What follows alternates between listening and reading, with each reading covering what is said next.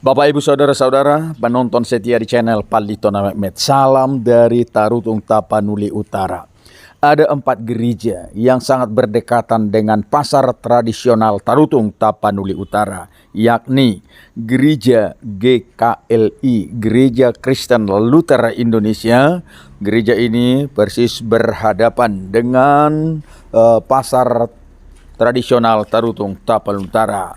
Dan kedua, Gereja HKBP Palmarum, Resort Palmarum. Gereja ini berdekatan dan berhadapan-hadapan dengan GKPI Tarutung Kota.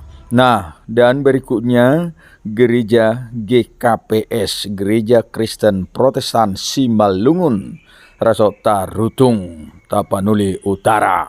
Horas Madihita.